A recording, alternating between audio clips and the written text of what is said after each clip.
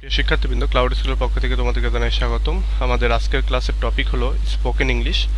আমরা spoken English নিয়ে series video করতে যাচ্ছি এই চ্যানেলের ভেতরে, এবং তোমাদের সবাইকে আমন্ত্রণ জানাচ্ছি এই স্পোকেন ইংলিশের ভিডিওগুলো দেখার জন্য। তো আজকে আমরা প্রথম একটা ভিডিও বানাচ্ছি। এটা এরকম না যে এটা এক নাম্বার ভিডিও, এরকম না, এটা একটা র্যান্ডম ভিডিও, এবং আমি এখানে কয়েকটা এক্সপ্রেশন নিয়ে কথা বলবো, এবং তারপরে আমরা সিরিজ ভিডিও বানাবো স্পোকেন ইংলিশের উপরে। তো চলো আমরা এটা দেখি এখানে কি বলা হচ্ছে। এখানে দেখো, আমরা অনেক সময় কথায় কথায় বলে থাকি না যে text me when you are free. অনেক সময় মেসেজ করে থাকি আমাদের বন্ধুদেরকে যে যখন তুমি ফ্রি থাকো তখন আমাকে একটু টেক্সট করো। তো এই সেন্টেন্সটা হচ্ছে বেসিক ইংলিশ, এবং এইটা যদি অ্যাডভান্স ইংলিশ আমরা শিখতে চাই তাহলে আমাদেরকে বলতে হবে এই কথাটা যে hit me up when you are free. বলতেছে hit me up when you are free, এটার মিনিংও ওই একই কথা, যে text me when you are free. এটার যে মিনিং আসতেছে যে যখন তুমি ফ্রি থাকো আমাকে তখন টেক্সট করো বা মেসেজ করো। এই hit me up when you are free এটার মিনিংও একই। তো আমরা এখন থেকে এইটা না বলে এইটা বলবো। যারা মানে এইটা বললে বোঝাবে যে হ্যাঁ তুমি একটু ইংরেজিতে বেশি, মানে ইংরেজিতে পারদর্শিতা আছে, অ্যাডভান্স ইংলিশ এটা আর কি। এরপরে দেখো, আমরা বেসিক ইংলিশে বলি আই এম ভেরি টায়ার্ড। হ্যাঁ, এই জায়গাটাতে আমরা বলবো I am worn out. I am worn out এইটা বলবো। তাহলে একটা হচ্ছে আই এম ভেরি টায়ার্ড, এটা যখন আমরা বলি তখন মানে এটা বেসিক ইংলিশ। আর আমরা যদি একটু অ্যাডভান্স ইংলিশ বলতে চাই তাহলে আমরা বলবো I am worn out.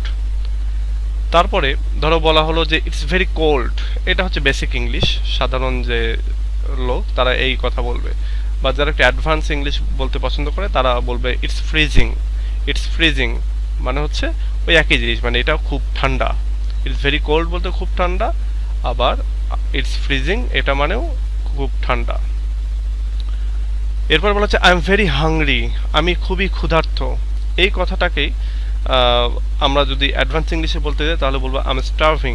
I M starving, অর্থাৎ যেখানে বলতেছি যে আই এম ভেরি হাংরি সেই জায়গাটা বলবো আই এম ভেরি স্টার্ভিং। তো এই একটা বেসিক ইংলিশ আর একটা অ্যাডভান্স ইংলিশ। এরপরে বেসিক ইংলিশে যদি বলি কিপ ইট আ সিক্রেট, অর্থাৎ এটা গোপন রাখো, তাহলে কিপ ইট আ সিক্রেট এইটা হচ্ছে একটা বেসিক ইংলিশ। আর keep it under wraps, keep it under wraps মানে এটা কাভারের নিচে রাখো আর কি, মানে মিনিংটা এরকম আসে। তবে এমনি মিনিং হচ্ছে এটা যে এটা সিক্রেট রাখতে হবে, এটা গোপন রাখতে হবে। কিপ ইট আন্ডার র্যাপ মানে এটা গোপন রেখো। আমরা আমরা সবসময় আমাদের বন্ধুদেরকে বলি যে ওয়েট, তো এই ওয়েট না বলে এখন থেকে বলবো হ্যাং অন। হ্যাং অন বলবো। ওয়েট মানে এটা বেসিক ইংলিশ, আর হ্যাং অন বলবো যেখানে হচ্ছে অ্যাডভান্স ইংলিশ বুঝতে পারবে সবাই, তখন সেই জায়গায় আমরা বলবো হ্যাং অন। এরপর রয়েছে I like you a lot. I like you a lot এটা হচ্ছে বেসিক ইংলিশ। আমরা এটার অ্যাডভান্স ইংলিশে বলবো I am so into you. I am so into you. I am so into you মানে হচ্ছে ওই একই জিনিস যে I like you a lot, আমি তোমাকে অনেক পছন্দ করি। এটা আমরা অ্যাডভান্স ইংলিশে বলতে পারি I am so into you. I am so into you.